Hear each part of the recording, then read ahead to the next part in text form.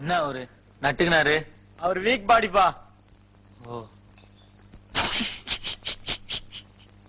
எனக்கு அவர் பார்த்தா சிரிப்பா வருது.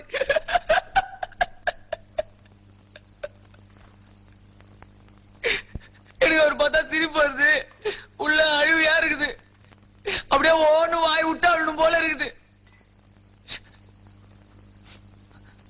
மணிண்ணா, நான் கொஞ்சம் அழுதுட்டா சிரிக்க மாட்டீங்களே? மணி பையனுக்கு ஏறிச்சு. டேய், அவனுக்கு என்ன துக்கமோ? நீ அழுவுடா. அம்மா எதுக்கு அழுவுற? எங்க அம்மா இல்ல, எங்க அம்மா செத்து போச்சு. எப்படி? எங்க அப்பா அருவாடுத்து கழுத்து அறுத்துட்டான். ஐயோ, சின்ன கழுத்து, பாதிய காணோம். இப்படி கிடக்குது. என்னையே பாத்துக்கணும். கண்ணு வச்சு பாக முடியல. தரெல்லாம் ரத்தம். ஏன் தப்புதான், தப்புதான். நான் மட்டும் எனக்கு சினிமா போவாது இருந்தேன், எங்க அம்மாவை காப்பாத்திருப்பேன். மணினா, எனக்கு ஒரே ஒரு அருவா கூடனா எங்க அப்பா சீரா மாதே அப்படியே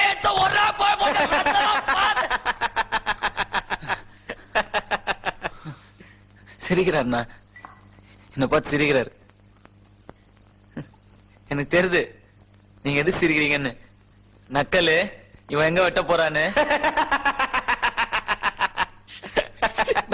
சிரிக்காத சொன்னா எனக்கு அசிங்கமா இருக்கு. சிரிக்காத சொல்றல. சுமாரா உட்காரா, உட்காரு சொல்றேன்ல. அவன் தண்ணிய போட்டு கத்துறான்.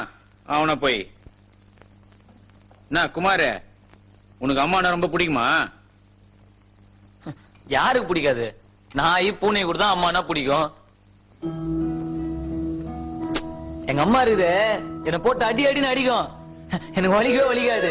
என்னடான்னு கண்ணத்தை வந்து பார்த்தா பக்கத்துலயும் பெஞ்சிலையும் தான் அடிக்குமே தவிர மேல ஒரு அடி கூட உழாது. இருந்தாலும் நம்ம ஆக்டிங் பட்டா மாதிரி தப்பி தவறி ஒரு அடி பட்டுச்சு, அதுக்கு அப்படியே கண்ணெல்லாம் கலங்கிடும். ஐயோ ராஜா, டே உன்னை போய் அடிப்பானாடா கண்ணு. ஒழுங்கா பள்ளிக்கூடத்துக்கு போகணும்டா. படிச்சு பெரிய பேங்க் ஆபீசரா கவர்மெண்ட் ஆபீசரா வரணும்டா.